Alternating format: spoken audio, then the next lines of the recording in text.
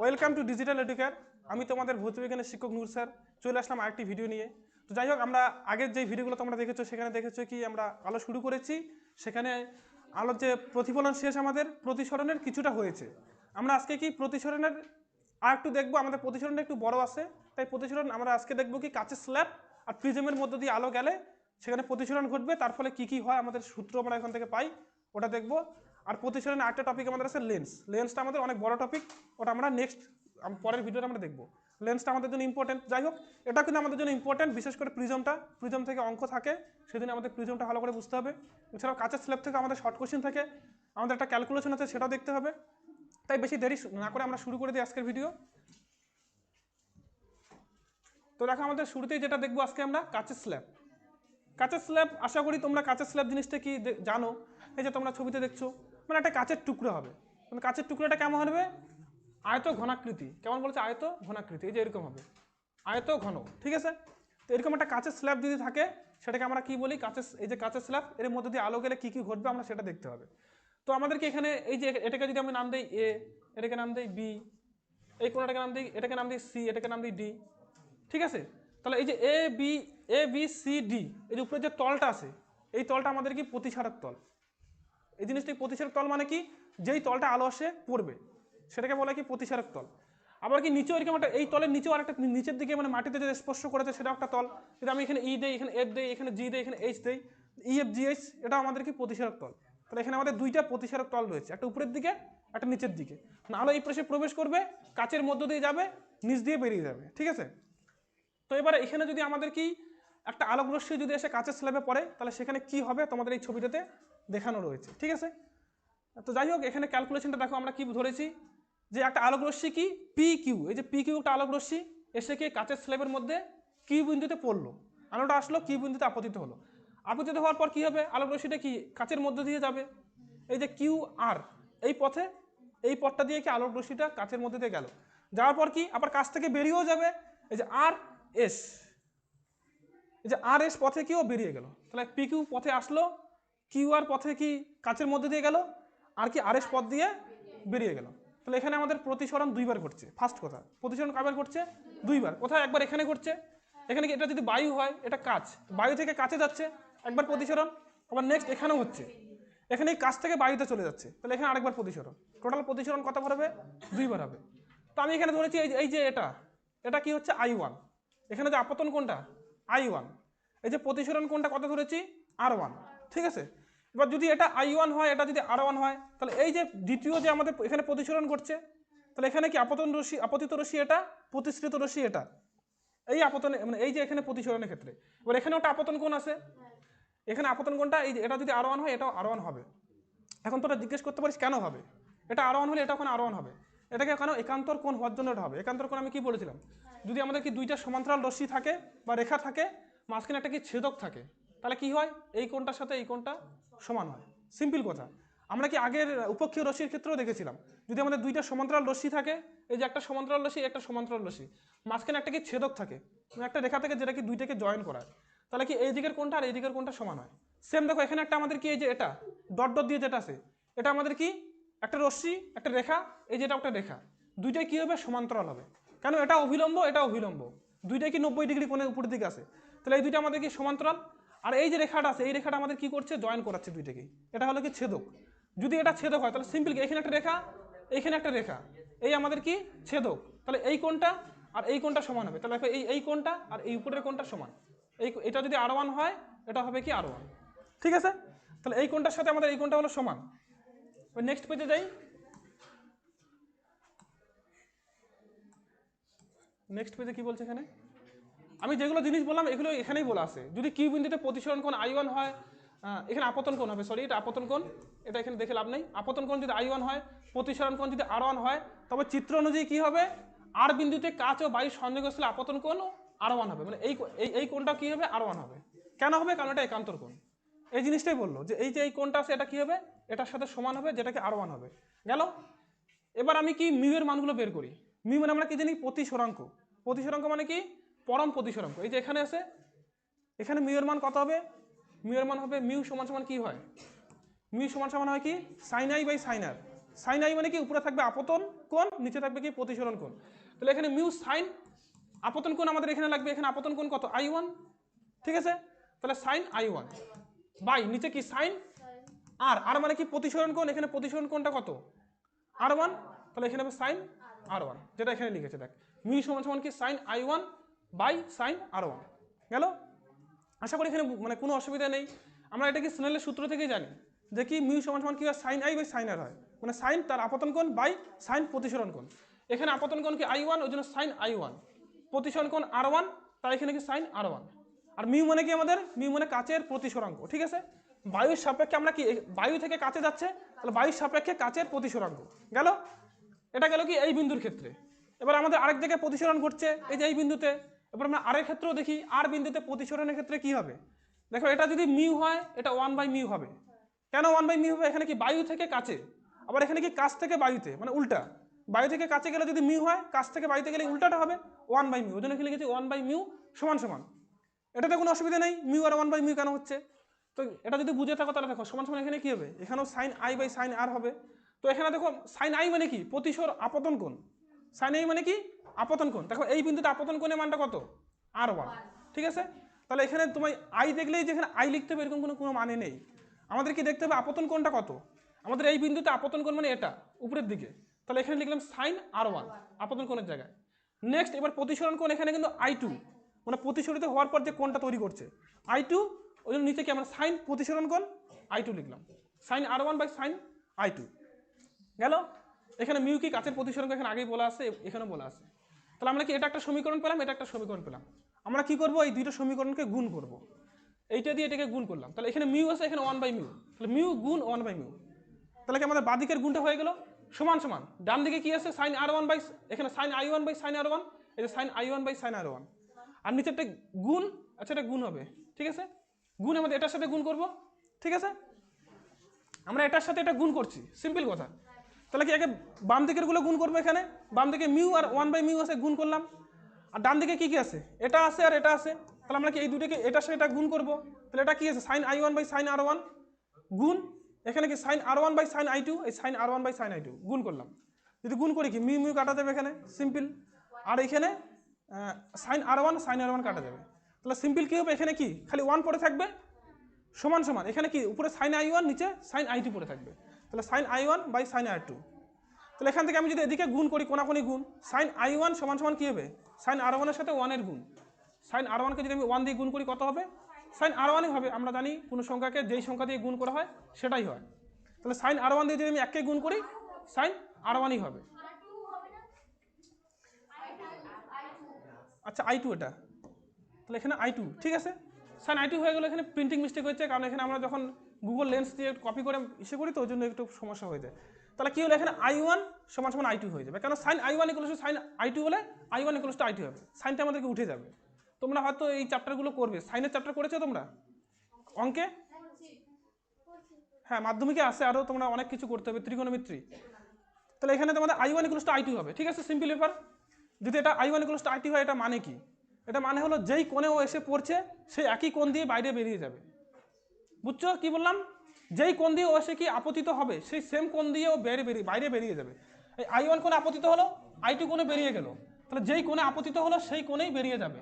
তার মানে কি এখানে কোনো চ্যুতি সৃষ্টি হবে না। চ্যুতি মানে কি বললাম, ও মানে কোণটা যদি পাল্টে যায় সেটাকে আমরা চ্যুতি বলি, কিন্তু এখানে কোণ কি পাল্টাচ্ছে, কোণটা পাল্টাচ্ছে না। যদি না পাল্টায় তাহলে কি হবে, এখানে চ্যুতির মান কত বলেছে, এখানে বিচ্যুতি ঘটে না, ঘটে না মানে চ্যুতি সমান সমান শূন্য হবে। তোমাদের এইটা ইম্পর্টেন্ট যে কাচের স্ল্যাবে প্রতিসরণের ক্ষেত্রে চ্যুতিকোণের মান কত হয়, বা কৌণিক চ্যুতিকোণও বলে দিতে পারে, খালি চ্যুতি না বলে কি কৌণিক চ্যুতিকোণ বলতে পারে, বিচ্যুতি বলতে পারে, সবগুলো একই জিনিস। উত্তর কত হবে, 0 হবে। এখানে আমাদের কোনো চ্যুতি সৃষ্টি হয় না, কিন্তু কি ঘটে, পার্শ্বীয় সরণ ঘটে। কি ঘটে আমাদের, পার্শ্বীয় সরণ ঘটে। আমাদের আলোটা কোন দিকে যাওয়ার কথা ছিল, এটা যদি সোজা নিয়ে আসতাম এদিকে যাওয়ার কথা ছিল, কিন্তু ও কি সমান্তরালে একটু নিচ দিয়ে যাবে, কিন্তু কি দেখ একই মানে সমান্তরালে যাবে, দেখ এটার সাথে এটা সমান্তরাল হচ্ছে। তাহলে এখানে চ্যুতির সৃষ্টি হচ্ছে না, কিন্তু পার্শ্বীয় সরণ ঘটছে, ঠিক আছে। আশা করি এটা বুঝে গেছো। নেক্সট আমরা, এটা গেল কাচের স্ল্যাব, এবার আসবে আমাদের কি প্রিজম। প্রিজম যদি কেউ না দেখে থাকো তাহলে তোমার জন্য এই ছবিটা আছে। প্রিজমটা অনেকটা এরকম হয়, ঠিক আছে। এটাকে বলা হয় কি প্রিজম। প্রিজম আমাদের এখানে কি বলেছে, যে তিনটি আয়তাকার ও দুটি ত্রিভুজাকার তল দিয়ে তৈরি সমসত্ব ও স্বচ্ছ প্রতিসরক মাধ্যমকে প্রিজম বলে। কয়টি আয়তাকার তল থাকবে? তিনটি আয়তাকার তল থাকবে। কোনটা কোনটা? এটা একটা, এই যে পিছন দিকে একটা, দুইটা, নিচে একটা, তিনটি আয়তাকার তল দেখতে পাচ্ছিস। আয়তাকার মানে কি? চারটা বাহু থাকবে, এই চারটা বাহু একটা তল, পিছন পাশে এরকম চারটা বাহুর একটা তল আছে আমাদের, আর কি নিচে একটা আছে, ঠিক আছে। আর আমাদের ত্রিভুজাকৃতি কয়টা তল থাকবে বলেছে? দুইটা থাকবে। দুইটা কোথা কোথায়? যেটা একটা আর এই পাশে একটা, ঠিক আছে। তাহলে প্রিজমে কয়টা তল থাকে? টোটাল 5টা তল থাকে, 3টে আয়তাকার, 2টা ত্রিভুজাকার, ঠিক আছে। এবার আমাদের প্রিজমের ক্ষেত্রে এই জিনিসগুলো একটু বুঝতে হবে। কি কি? প্রতিসারক তল। আমি আগেই বলেছি প্রতিসারক তল মানে কি? আমাদের কি যেই তলে আলোটা এসে পড়ে আর যেই তল থেকে বেরিয়ে যায়, এই দুইটা তলকে কি বলা হয়? প্রতিসারক তল বলা হয়। তো প্রিজমের ক্ষেত্রে আলো কি এদিকে এসে ঢোকে, এই পিছন দিক দিয়ে এদিক থেকে বেরিয়ে যায়, ঠিক আছে। তাহলে এই তলটা আর এই যে পিছনের তলটা, এটা হলো কি আমাদের প্রতিসারক তল। এখন যদি আমি নাম দেই, নাম কি দিলাম? এখানে নামগুলো দেখে দেখে দিতে হবে। এখন এখানে আমি যেটা লিখেছি, একটা নাম যদি এইভাবে দেই, এটাকে এ দিলাম, এটাকে বি দিলাম। আচ্ছা, এ বি দিয়ে দিলে সমস্যা হবে, দাঁড়া। আমি কি কি দিই? সি ডি, এটাকে দিলাম ই, এটাকে দিলাম এফ, ঠিক আছে। তাহলে এই যে সি ডি ই এফ, এটা হলো কি একটা প্রতিসারক তল। আবার এটাকে যদি আমি কি জি এইচ, এটাকে যদি জি নাম দেই, এই যে পিছনে এটাকে যদি এইচ নাম দেই, তাহলে কি এই যে পিছনের তলটা কি হবে? সি ডি এইচ জি, এটা আমাদের একটা প্রতিসারক তল হবে। তোরা এখানে এখানে দেখিস না, ঠিক আছে, এগুলো বাদ। এগুলো আমরা বইয়ের থেকে নামগুলো ছিল তো এখান থেকে দিয়েছি, কিন্তু এখানে আমরা অন্য ছবি করাচ্ছি। তো আমি যদি এই নামটা দিই সি ডি ই এফ, এটা একটা প্রতিসারক তল। আবার পিছন পাশে কি সি ডি এইচ জি, এই পিছনের তলটা, এটা একটা কি প্রতিসারক তল গেল। নেক্সট কি বলেছে? প্রধান ছেদ। প্রধান ছেদটা কি? আমি যদি এখানে মাঝখানে একটা কি ত্রিভুজ কল্পনা করি, এই মাঝখানে এখানে একটা যদি ত্রিভুজ কল্পনা করি, এই ত্রিভুজটাকে বলা হয় কি? প্রধান ছেদ, ঠিক আছে। মাঝখানে একটা ত্রিভুজ যদি কল্পনা করি, প্রধান ছেদ বলে। এখন এটা কেন এটা হয় এটা একটু বলে দিই। এই দেখ, যখন একটা আলো আসে এখানে পড়লো, ঠিক আছে, আলোটা পড়ার পর কি এই প্রিজমের মধ্য দিয়ে যাবে, গিয়ে কি এদিকে আবার বেরিয়ে যাবে, সাপোজ এরকমভাবে একটু বাঁকাবাঁকি করে যাবে। এই যেহেতু যাবে, আমরা কি প্রথম সূত্রটা কি পড়েছিলাম প্রতিসরণের ক্ষেত্রে? যে তারা সবগুলোই কি একই সমতলে থাকে, ঠিক আছে। তার মানে কোনো একটা আলো যখন আসে, তখন কি ওরা একটা ত্রিভুজের মধ্য দিয়ে যায়। একটা ত্রিভুজ যদি মাঝখানে থাকে, ওই ত্রিভুজটার মধ্য দিয়েই যায়, ওরা কোনো টোটাল প্রিজমটার মধ্যে আলোটা ছড়িয়ে পড়ে না। আমরা যে মাঝখানে একটা প্রিজম ত্রিভুজ কল্পনা করি, ওই ত্রিভুজটার মধ্য দিয়ে আলোটা যায়, কারণ ওটাই একমাত্র একই তল হবে, একটা সমতল হবে। ওই জন্য কি একটা ত্রিভুজের মধ্য দিয়ে যায়, মানে এইটুকু জায়গার মধ্য দিয়ে, এইটুকু জায়গার মধ্য দিয়ে ওরা কি করবে? যাওয়া আসা করবে, ঠিক আছে। এদিকে যাবে না বা এদিকে যাবে না, ওরা এই ত্রিভুজটার মধ্যে এখানে আসবে, এখানে আপতিত হবে, এখান থেকে এখানে যাবে, আবার এখান থেকে এখানে চলে যাবে। তাহলে এই জন্যই কি আমাদের যে ত্রিভুজটা কল্পনা করি সেটাকে কি বলা হয়? প্রধান ছেদ। যদি আমাকে এটাকে এ নাম দেই, এটাকে যদি বি নাম দেই, এটাকে সি নাম দেই, তাহলে এবিসি হলো আমাদের কি? প্রধান ছেদ। নেক্সট আমাদের আরও রয়েছে প্রতিসারক কোণ। প্রতিসারক কোণটা আমাদের ইম্পর্টেন্ট। এই যে কোণগুলো যেগুলো আছে, যে কোনো কোণ, এটার সাথে এটার কোণ, বা এই যে এটার সাথে এটার কোণ, যে কোনো দুইটা বাহুর মধ্যে যে কোণটা, সবগুলোই একই হয়। প্রিজমের ক্ষেত্রে কি প্রত্যেকটা কোণ একই হবে। এই কোণটা বা এই যে এটা বাহু, এটা বাহু, এই দুইটা বাহুর মাঝখানে কোণটা, বা এই বাহুটার সাথে এই বাহুটা, এটা কোণটা, সবগুলো কোণ কি একই হবে। আর এই কোণগুলোকে কি বলা হয়? প্রতিসারক কোণ বলা হয়, ঠিক আছে। তাহলে প্রিজমের দুটি বাহুর মধ্যে যে কোণটা তৈরি হয় সেটাকে বলা হয় কি? প্রতিসারক কোণ। আর এগুলো সবগুলোই সমান হয়, এই কোণগুলো সবগুলোই সমান হয়। তারপর কি বলেছে? প্রিজমের ভূমি। আচ্ছা, প্রান্তরেখা রয়েছে। প্রান্তরেখা কি? এই যে এটা আমাদের একটা প্রতিসারক তল, আর পিছনেরটা আমাদের একটা প্রতিসারক তল। তাদের মধ্যে সাধারণ বাহু কোনটা? এই যে এটা উপরেরটা দেখ, এই বাহুটা থেকে একটা এই পাশে আছে, একটা ওই পাশে আছে, মানে এই বাহুটা দুইটার ক্ষেত্রেই কমন, ওটাতেও আছে এটাতেও আছে। এই বাহুটাকে বলা হবে কি? প্রান্তরেখা, ঠিক আছে। তোরা খালি ভাবি না যে এটাই প্রান্তরেখা। এবার এই বাহুটা, এই যে তলটা আছে, এই তলটার সাথে ওই তলের প্রান্তরেখা এটা হবে, সবগুলো হতে পারে। আমাদের সিম্পল আমরা এটাই একটা প্রান্তরেখা ধরে নিচ্ছি। যেই দুইটা প্রতিসারক তলের মধ্যে আমরা আলোচনা করব, সেটা যেই কমন বাহুটা থাকবে সেটাই হবে প্রান্তরেখা। আর লাস্ট আছে কি? প্রিজমের ভূমি। ভূমি মানে যে আমরা যদি এটা প্রান্তরেখা হয়, আমাদের ভূমি কি? নিচেরটা, ঠিক আছে। এবার আমরা যদি প্রিজমটাকে ঘুরিয়ে দিই, এগুলো সব পাশে সমান হয় কিন্তু, হ্যাঁ, ভাবিস না যে উল্টায় দিলে আবার পাল্টে যাবে, সব পাশেই সমান হয়। এটা যত হবে পিছনেটা অতই হয়। তাহলে আমরা যদি পাল্টে দিই, তখন আমাদের ভূমিটা কিন্তু পাল্টে যাবে। কিন্তু আমাদের যদি প্রিজমটাকে এইভাবেই রাখি, যদি এটা আমাদের প্রান্তরেখা হয়, তাহলে নিচের যে আমাদের জায়গাটা আছে, এটাকে কি বলে? তলটা, এটাই হলো আমাদের ভূমি, ঠিক আছে। এগুলো যদি বুঝে থাকিস, এবার আমরা কি প্রিজমের একটা আমাদের ক্যালকুলেশন রয়েছে বড়, যেটা আমাদের কি ক্যালকুলেশনটাও আসে, প্লাস এখান থেকে অঙ্কও আসে। এই ক্যালকুলেশনটা আমাদের বুঝতে হবে, ঠিক আছে। তো আমি এর আগেই বললাম যে কি যখন কোনো প্রিজমের মধ্যে দিয়ে একটা আলো আসে ওটা কিন্তু প্রিজমটার মধ্যে ছড়িয়ে পড়ে না, আলোটা কি করে একটা নির্দিষ্ট ত্রিভুজ আছে ওর মধ্যে দিয়েই যায়, যেটাকে আমরা প্রধান ছেদ বলি। তাই যখন আমরা প্রিজমের কোনো একটা আলোর প্রতিসরণ আলোচনা করব সেখানে আমাদের টোটাল প্রিজম আঁকার কোনো দরকারই নেই, আমাদেরকে একটা ত্রিভুজের আলোচনা করলেই হয়ে যায়। ঠিক আছে, এবার তোরা যদি বলিস কেন একটা ত্রিভুজের মধ্যে দিয়ে যায়, কারণ কি আপতিত রশ্মি প্রতিফলিত রশ্মি আর অভিলম্ব কি হয় একই সমতলে থাকে, আর ওইখানে একটা ত্রিভুজেই হবে কি একই সমতল। তাহলে এবার আমরা এখান থেকে দেখি কি কি বলেছে। ফার্স্ট বলেছে কি একটা আলো আসছে কি এই আলোটা এসে এখানে পড়লো। ফার্স্ট এই যে কোনটা আছে কোনটা বলেছে কত এ হবে, হ্যাঁ এই যে কোনটা প্রিজমের প্রতিসারক কোণ আমরা কি জানি দুইটা বাহুর মধ্যে যে কোনটা থাকে সেটাকে বলে প্রতিসারক কোণ। এই যে দুইটা বাহুর মধ্যে আমাদের কোনটা এটা এ, এটাকে বলেছে কি প্রতিসারক কোণ। এবার একটা প্রিজম আছে যার প্রতিসারক কোণ কত এ, এখানে বলা আছে এ প্রতিসারক কোণ বিশিষ্ট একটি প্রিজম আমরা নিয়েছি যেখানে কি এ বি সি হলো প্রধান ছেদ, এই যে এ বি সি এটা হলো প্রধান ছেদ, আমরা টোটাল প্রিজমটা আঁকি না খালি প্রধান ছেদটাই এঁকেছি। আবার কি বলেছে এর প্রতিসরাঙ্ক কত মিউ বলেছে, এই যে প্রিজমটা আছে প্রিজমের একটা প্রতিসরাঙ্ক থাকবে এটা কাঁচ দিয়ে তৈরি, তাহলে প্রতিসরাঙ্ক কত মিউ বলেছে। এবার বললো কি একটা আলোক রশ্মি আমাদের পি কিউ, এই যে পি কিউ আলোক রশ্মিটা এখানে এসে পড়লো প্রিজমে, পড়ার পর কি হবে আমাদের প্রতিশ্রিত হবে এরকম করে গেল প্রিজমের মধ্যে দিয়ে, যার পর আবার এরকম করে বেঁকে নিচের দিকে বেরিয়ে গেল। এই কথাটা এখানে বলা আছে পি কিউ পথে প্রিজমে আপতিত হলো, কিউ আর পথে অগ্রসর হলো আর আর এস পথে নির্গত হলো, পি কিউ পথে আসলো কিউ আর পথে অগ্রসর হলো আর এস পথে বেরিয়ে গেল। ঠিক আছে এটা বুঝেছিস।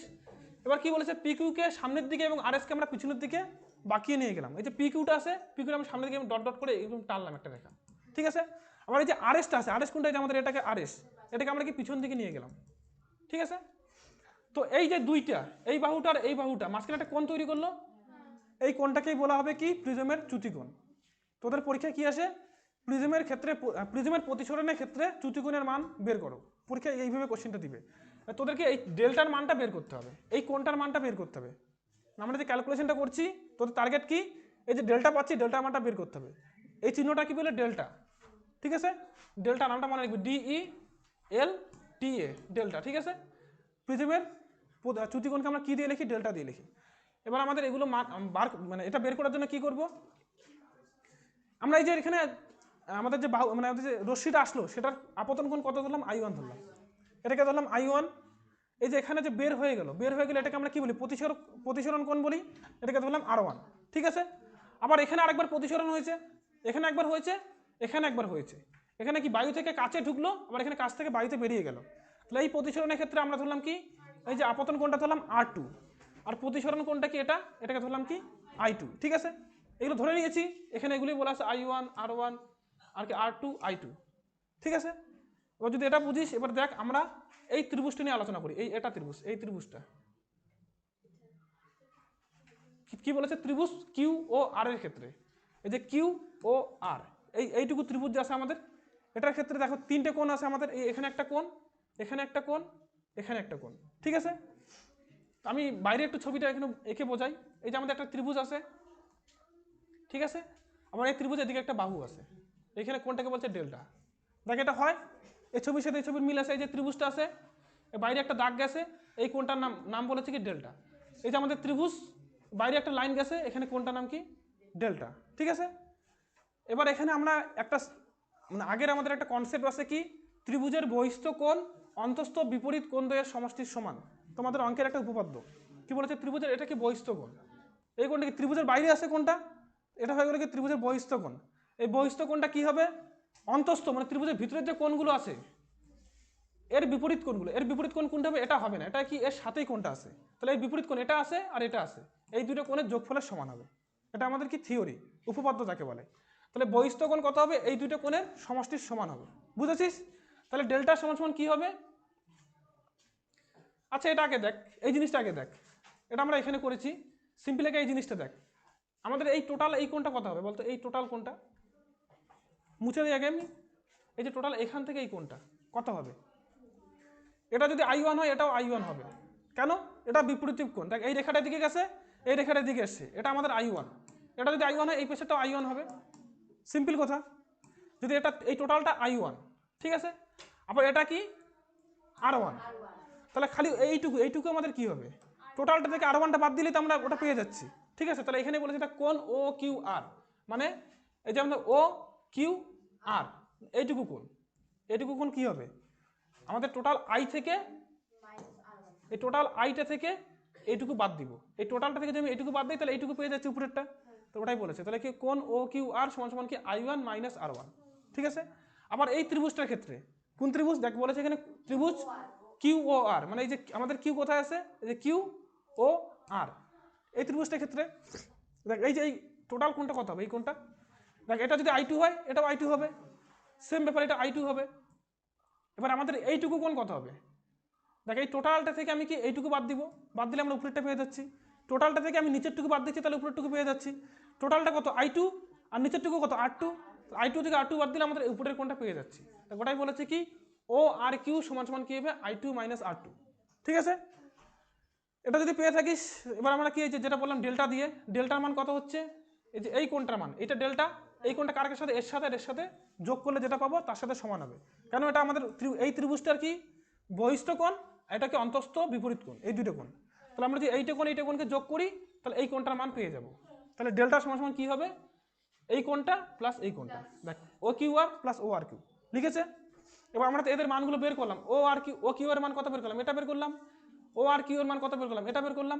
এখন এই মানগুলো এখানে লিখেছে, এই মানটা বসাইছে এখানে I1 মাইনাস R1, আর এই I2 মাইনাস R2টা এখানে বসাইছে I2 মাইনাস R2। ঠিক আছে, এবার যদি আমি এটাকে সলভ করি কি হবে, দেখ I1 এখানে আছে, I2 এখানে আছে, দুটিকে একসাথে লিখলাম I1 প্লাস I2। ঠিক আছে, আবার কি আছে এখানে মাইনাস R1, এখানে মাইনাস R2 আছে, আমি কি করলাম মাইনাসটাকে কমন নিয়ে নিলাম, নিলে কি ভিতরে কি R1 প্লাস R2, মাইনাসটা কমন নিলে এখানে মাইনাসটা আউট হয়ে গেল, এখানে এই মাইনাসটা আউট হয়ে গেল, R1 প্লাস R2 হলো। তাহলে ডেল্টার মান কত হলো I1 plus I2 minus R1 plus R2। আমরা এটাকে 1 নম্বর ইকুয়েশন দিয়ে দিলাম। ঠিক আছে, আমাদের ক্যালকুলেশন এখানে অর্ধেক হলো। এবার কি করবো আমরা মোটামুটি আরেকটাতে আমাদের এই যে আমাদের চতুর্ভুজটা আছে, এই চতুর্ভুজটা, এটা আমাদের একটা চতুর্ভুজ, এবার ক্লিয়ার করে নি কোন চতুর্ভুজটা, এখান থেকে শুরু করলাম, এখানে আসলাম, এখানে আসলাম, এখানে গেলাম, এখানে গেলাম, এটা আমাদের একটা চতুর্ভুজ, 4টা বাহু আছে। এবার আমাদের চতুর্ভুজের 4টি বাহুর সমষ্টি কত হয়, একটা ত্রিভুজের 3টে বাহুর সমষ্টি কত হয় 180 ডিগ্রি, চতুর্ভুজের 4টি কোণের সমষ্টি কত হয় 360 ডিগ্রি, মনে রাখবি চতুর্ভুজের 4টি কোণের সমষ্টি কত হয় 360 ডিগ্রি। তাহলে এই যে আমাদের চতুর্ভুজটা আছে এর কোণগুলো কি, এটা একটা কোণ, এটা একটা কোণ, এই যে এটা একটা কোণ, এই 4টা কোণ, আর এখানে একটা কোণ আছে, একটা দুইটা তিনটা চারটা, এই 4টা কোণকে যদি আমি যোগ করি, দেখ এখানে যোগ করেছে ত্রিভুজ কোণ কিউ এ আর, এই যে কিউ এ আর মানে এই কোণটা, প্লাস প্লাস করেছে কি এ আর এন, এ কোথায় আছে আমাদের, এই যে এ আর এন মানে এই কোণটা, প্লাস করেছে কি এ কিউ এন, এই যে এ কিউ এন মানে এই কোণটা, আরটা প্লাস কি করেছে কিউ এন আর, এই যে কিউ এন আর মানে এই কোণটা। এই 4টা কোণকে আমরা যদি যোগ করি কত পাবো 360 ডিগ্রি পাবো। ঠিক আছে, এবার আমাদের কি আমরা এই কোণটাকে বলে দিছি এটা এ, এটা আমাদের কি প্রধান ছেদের কি আমাদের প্রতিসরণ কোণ, এটা আমরা আগে ধরে নিচ্ছি, এটা মান কত হয় এ হয়, তাহলে এই কোণটার জায়গায় লিখলাম এ। ঠিক আছে, আবার দেখ আমাদের যে এই কোণটা আছে, এই কোণটা কত হবে, এটা আমাদের কত হবে দেখি কে বলতে পারিস, আমাদের এই কোণটার মান কত হবে 90 ডিগ্রি হবে। এটা কেন 90 ডিগ্রি, আমাদের এটা তো অভিলম্ব, অভিলম্ব এটা কি আমাদের বাহুটা, বাহুর সঙ্গে অভিলম্ব কত ডিগ্রি কোণে থাকে 90 ডিগ্রি, অভিলম্ব মানেই তো 90 ডিগ্রি কোণে থাকবে, তাহলে এটা আমাদের অভিলম্ব হওয়ার জন্য এটা কি 90 ডিগ্রি, তাহলে এর জায়গায় লিখলো কি 90 ডিগ্রি। সেমভাবে কি এটা আমাদের অভিলম্ব, সরি এটা আমাদের অভিলম্ব, এটা আমাদের বাহু, তাহলে এই কোণটার মানও কত হবে 90 ডিগ্রি হবে, তাহলে এখানেও লিখেছি এটার জায়গায় 90 ডিগ্রি। আর আমাদের এই কোণটার মান আমরা এখনো জানি না, কিউ এন আরটা রেখে দিলাম, মানে এই কোণের মানটা আমাদের কোনোভাবেই জানার উপায় নেই, এখন রেখে দিলাম। তাহলে এটা সমান সমান 360 ডিগ্রি, 90 প্লাস 90 কত হলো 180, এটাকে যদি এদিকে নিয়ে যাই তাহলে কি বিয়োগ করতে হবে, 360 থেকে 180 বাদ দিলে কত থাকছে 180, তাহলে কি এ প্লাস কিউ এন আর, যে এ প্লাস কিউ এন আর সমান সমান 180। ঠিক আছে, আমরা কি করলাম এই 90 ডিগ্রি যোগ করে এদিকে নিয়ে আসলাম, বিয়োগ হয়ে গেল, বিয়োগ হওয়ার পর 180 ডিগ্রি বাঁচলো। পরের পেজে যাই,